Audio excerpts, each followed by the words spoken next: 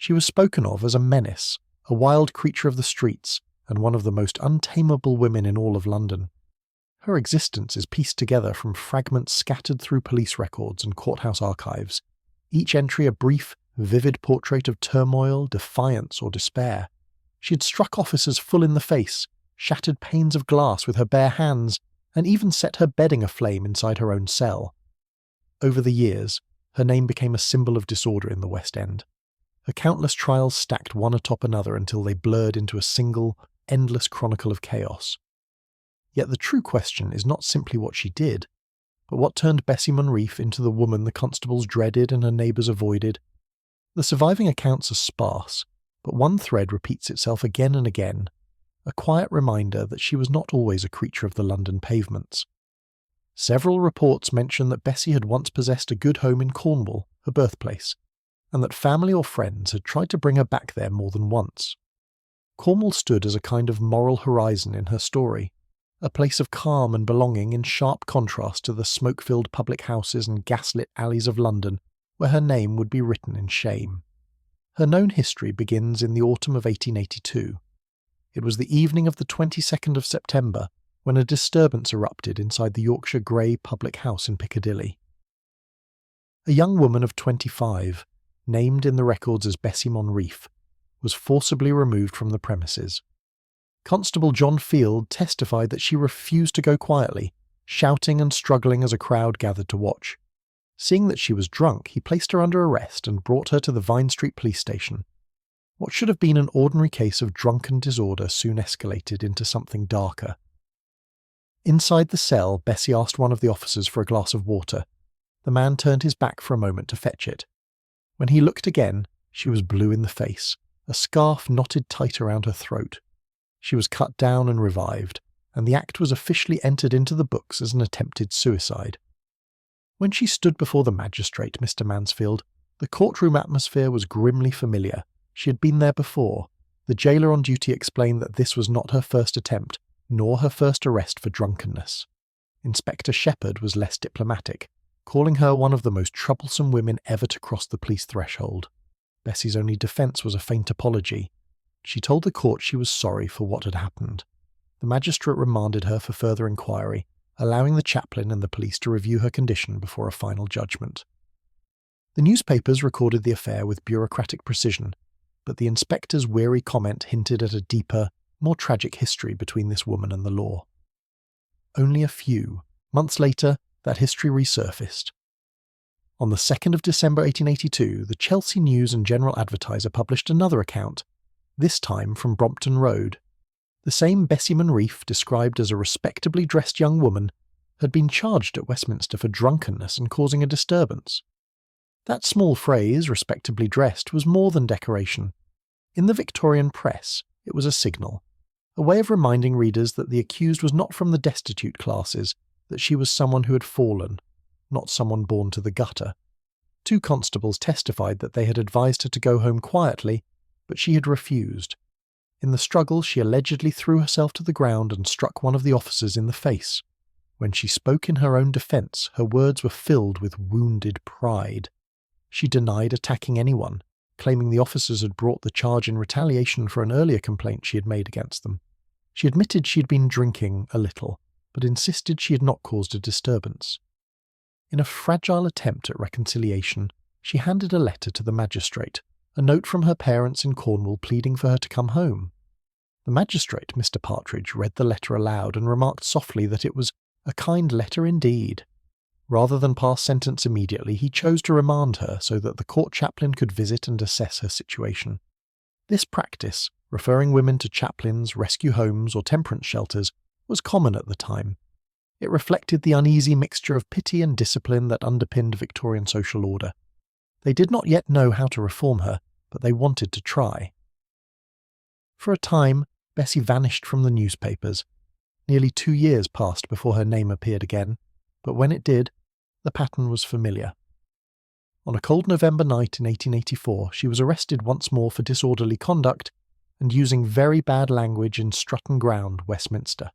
She fought the officers violently as they dragged her to the Rochester Row police station. Constable ATB, assigned to watch her, described her as wild and unmanageable.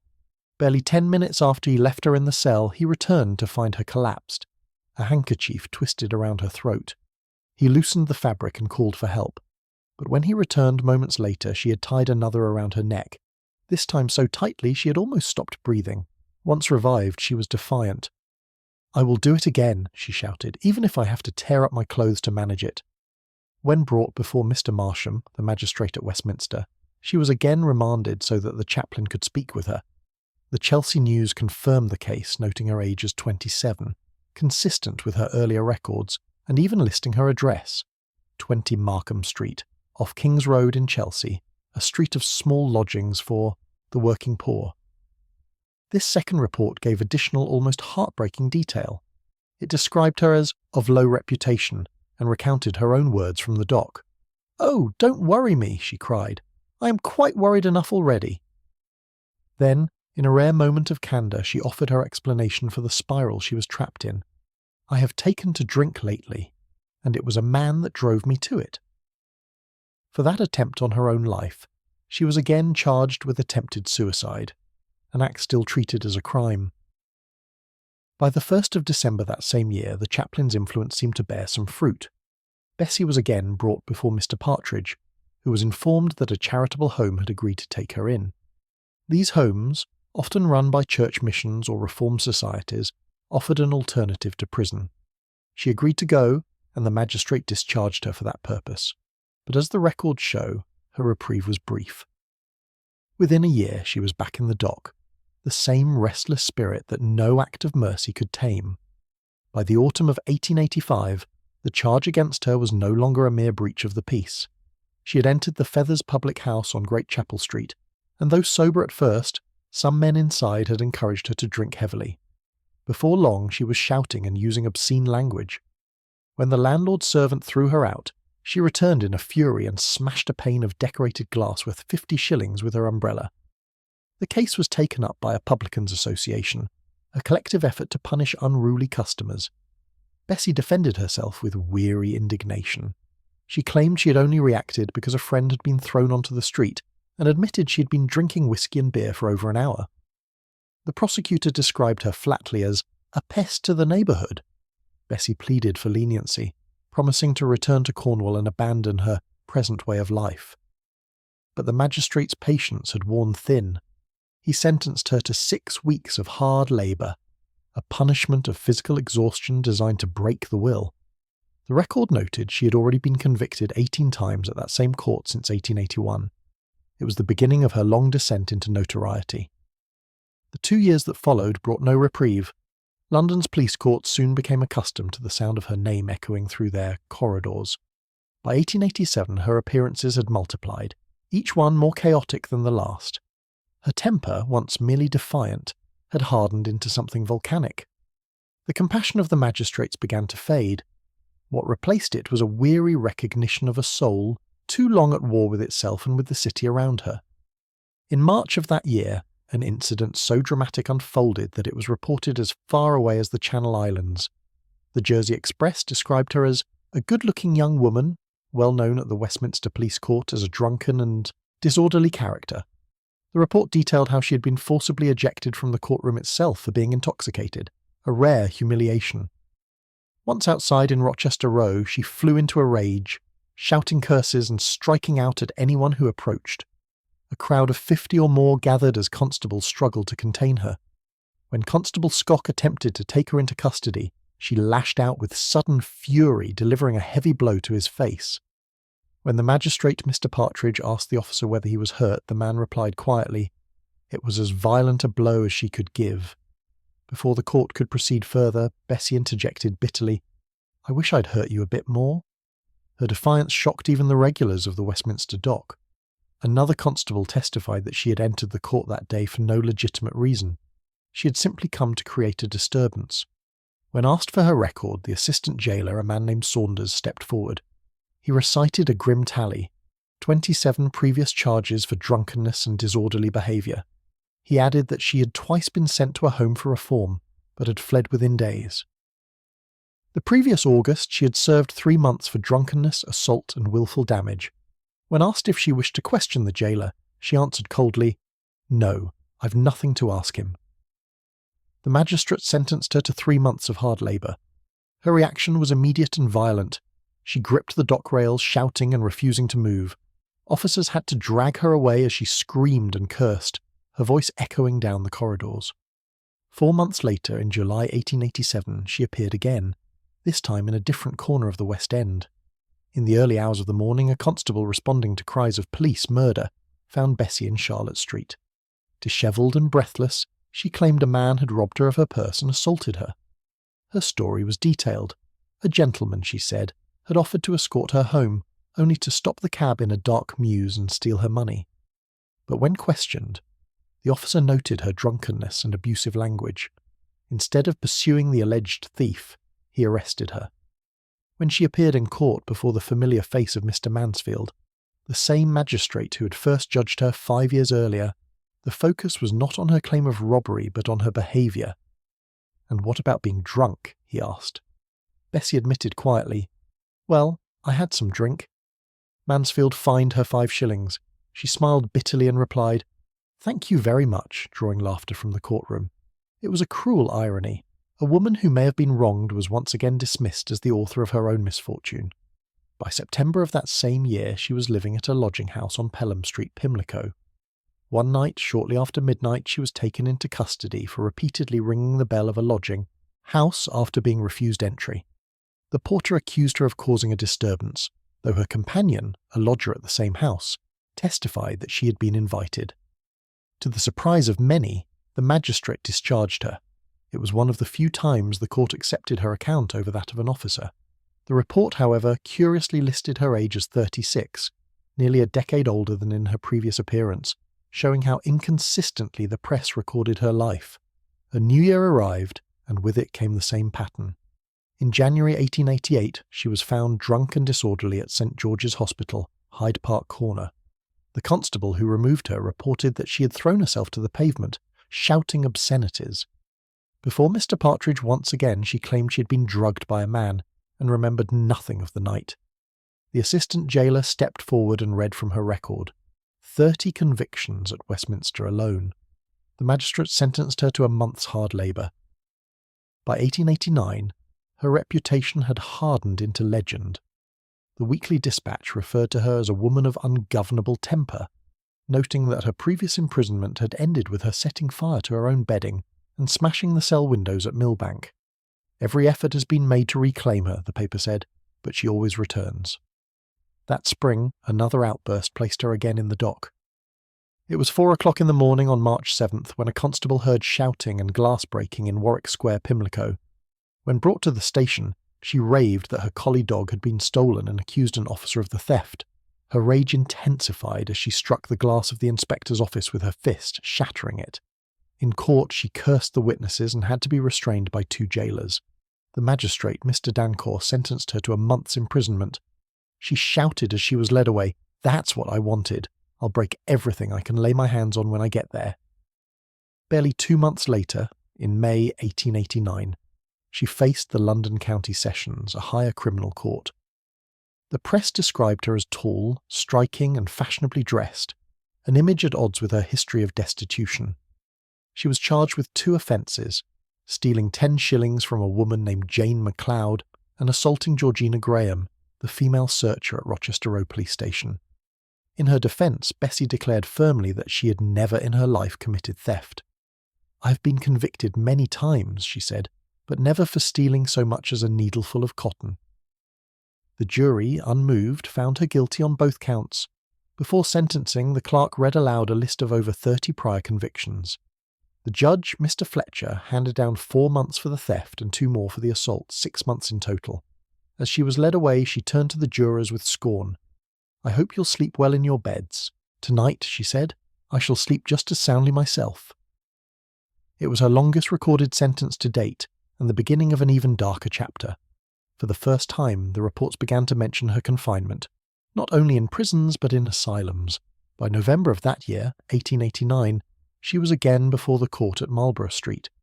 The Evening News ran the headline, "A Terrible Woman." Constable Smith testified that he had seen her in Knightsbridge attacking a gentleman in the street. When the man tried to pull away, she struck him across the face, shouting, "Take that! I'm Bessie Moncrieff!" Her name itself had become a threat. When Smith tried to restrain her, she turned on him, hitting him in the mouth so hard that it bled. In court, she claimed she had only just been released from Hanwell Asylum after 8 months of confinement. Months, she said, that included stints in Millbank Prison, Banstead, and Broadmoor. Whether the claim was true or exaggerated, the record shows she had indeed spent time between prison and mental institutions. "You're indeed a terrible woman," said the magistrate, "and I would not be surprised if you end your life in an asylum." She laughed bitterly and replied, "I can do 6 weeks on my head." It was not a boast, it was a prophecy. By the summer of 1890, London had long grown accustomed to the sound of her name echoing through its courts. She had become both spectacle and warning, a living embodiment of a problem the justice system could neither cure nor contain. That June, another of her furious encounters unfolded beneath the lamps of Hyde Park. A constable on patrol along Rotten Row noticed her accosting men as they passed by, her words a storm of insults and laughter. When ordered to move on, she hurled language so coarse that the officer, seasoned by years of service, later told the court it was the worst he had ever heard. He seized her arm, but she fought back, throwing herself to the ground and trying to bite his hand. He was forced to call for help. 2 more officers came, and together they wrestled her onto a hand-drawn ambulance cart. Even then she continued to curse, spitting defiance at the men who held her. At the station she tore at her clothes until she was nearly bare, shouting and shrieking through the night. In the morning she refused to dress, forcing the wardresses to clothe her by force before she was brought to court. When the doors opened, she stormed into the dock like a thunderclap, tossing her hat and jacket over the rail and challenging the constable to fight her. "Come on then," she shouted, clenching her fists. The spectators gasped. Even the magistrate was momentarily speechless. When she finally spoke in her defence, her words had the weary cadence of a soul caught in an endless loop. She claimed that she had just come from Cornwall with a respectable friend when a policeman insulted her companion, calling her a prostitute. She insisted she had only stood up for her friend and been struck in the eye in return. The magistrate, Mr. Cook, fined her 7 shillings. As she was taken away, she glared at the constable and hissed, "I'll make you pay 7 more, you brute! I'll smash you to pieces!" By September, her downward spiral had gathered speed. This time she gave the name Carter, one of several aliases she would use in the years ahead. In the early hours of the 25th, she was found screaming and swearing in Sloane Street, her voice echoing through the sleeping neighbourhood. Constable Brooks testified that her language was so foul it roused everyone within half a mile. When the assistant jailer informed the court that she had only been released from prison a few days before, Bessie interrupted proudly, "That's right." When he added that she had been before the court 38 times, she laughed harshly and shouted, "Make it 60." The magistrate, Mr. Dancourt, tried to quiet her, but she only raised her voice. "I can't stay away from Rochester Row," she cried. "It's cursed me. Send me back again." Her plea, half defiance, half despair, captured the tragic truth of her condition. She was no longer merely resisting punishment. She was trapped in a rhythm that had become her only form of stability. By August 1891, the system itself had run out of patience. After another violent episode at Westminster, she was formally declared an incorrigible rogue, a legal category reserved for repeat offenders who had exhausted all leniency. The sentence was meant to be harsher, but the title itself, incorrigible, seemed to capture something more profound. Newspapers debated her case under the headline, "Is drunkenness a crime or a disease?" Her own words were quoted across the country. "I'm in the habit of getting drunk and I glory in it.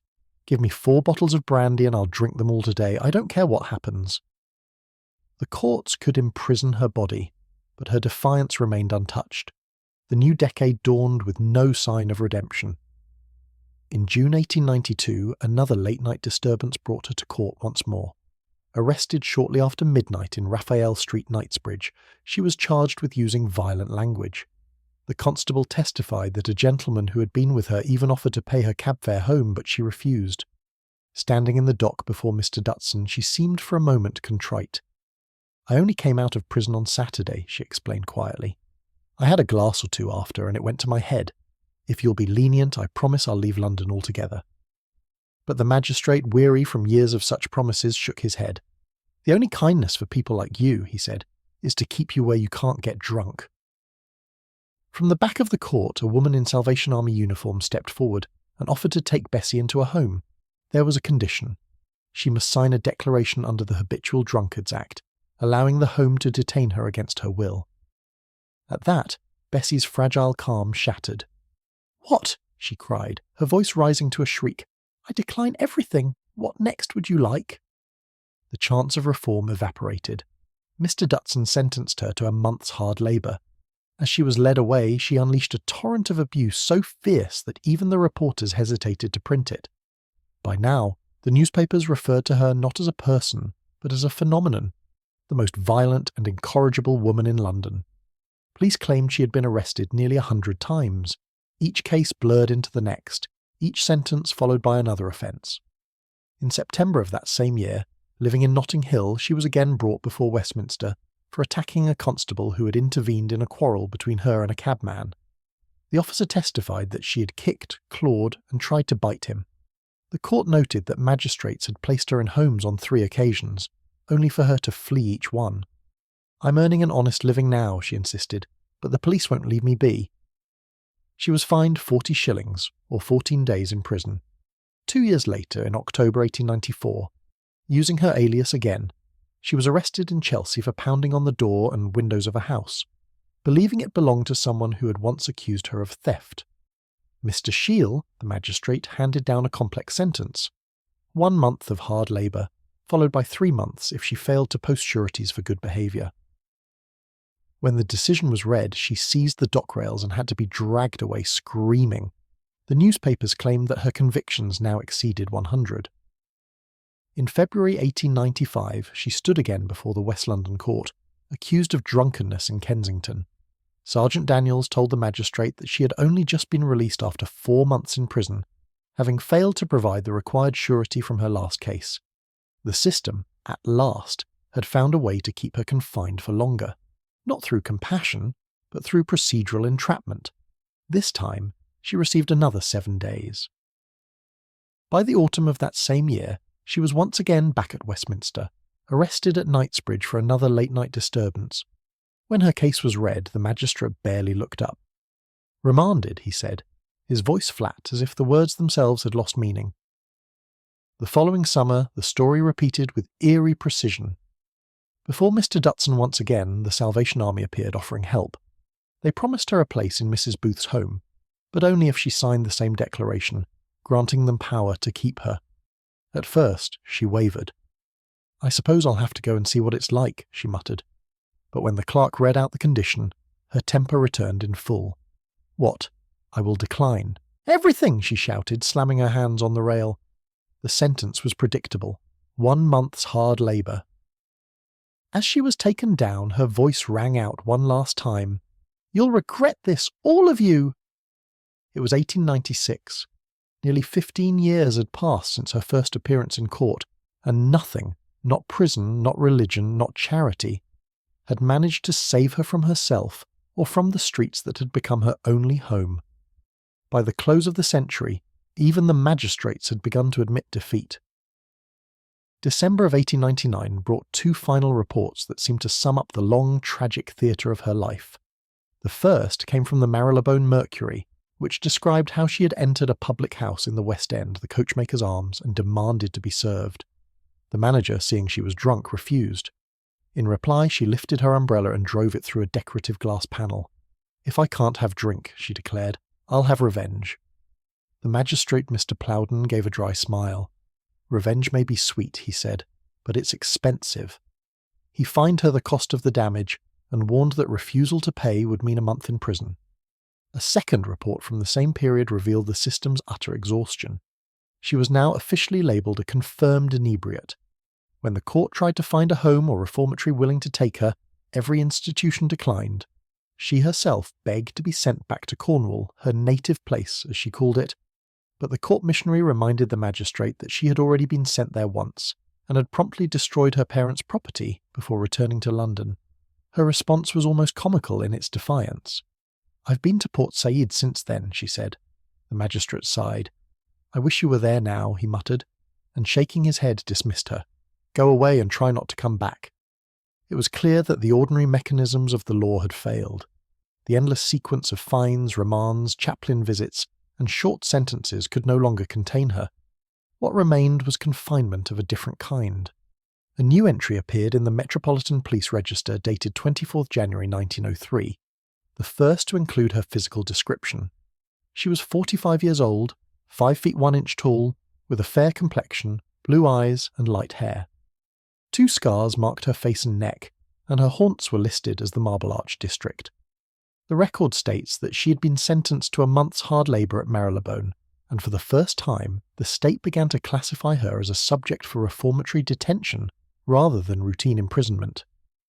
The following year, in August 1904, the London press recorded her transfer to the newly established South Counties Inebriate Reformatory at Lewes.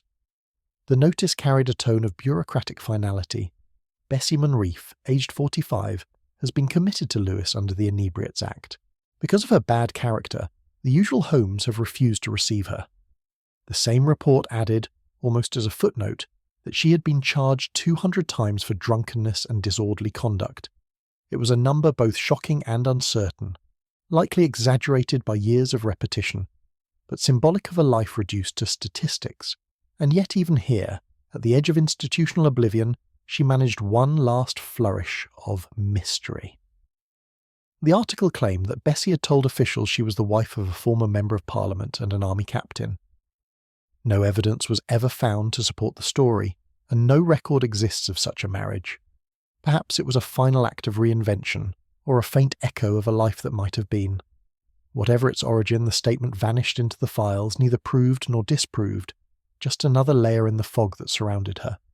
A second entry in the police register, dated November 1908, confirmed her identity as the same woman, now convicted at the Middlesex Sessions. This time she received 3 days' imprisonment, followed by 3 years in a certified inebriate reformatory. The law had changed. Under the 1898 Inebriates Act, habitual drunkards could now be detained compulsorily for extended periods. After decades of cycling through the same cells and courts, she was finally held for years at a time, no longer punished for each offence but institutionalised as a social failure. By the end of 1912, the term appears to have expired.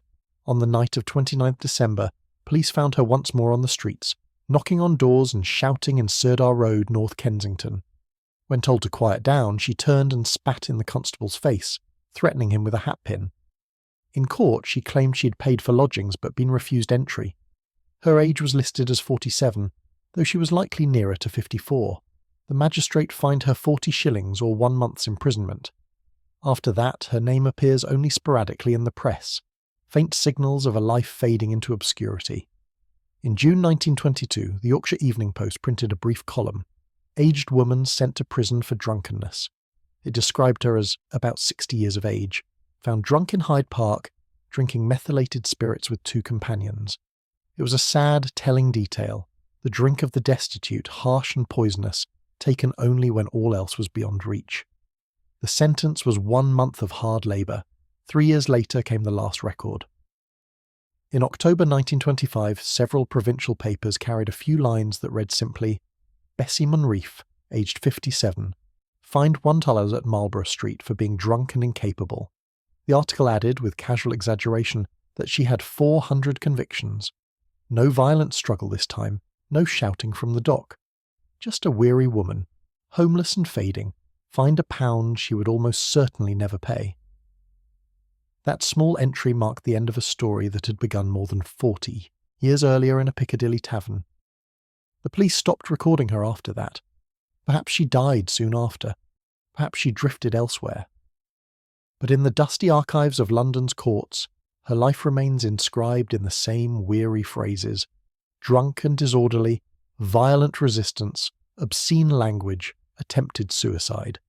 From these fragments, one can trace not only her decline but the failure of an entire system. In a society without understanding of addiction or mental illness, the only remedy offered to the desperate was punishment. Each magistrate believed in turn that one more sentence might succeed where the last had failed. They sent her to asylums, to chaplains, to rescue homes and reformatories. She fled them all. Her world was a narrow corridor between prison walls and public houses, between pity and condemnation. Yet within the cold formality of the records, her voice still flickers, a strange, stubborn spark that never quite goes out. "Don't worry me," she once said in the dock. "I'm worried enough already." Behind the police reports and headlines, there is something unmistakably human in that cry. The sound of a woman trapped in her own story, battling not only the law but the city itself.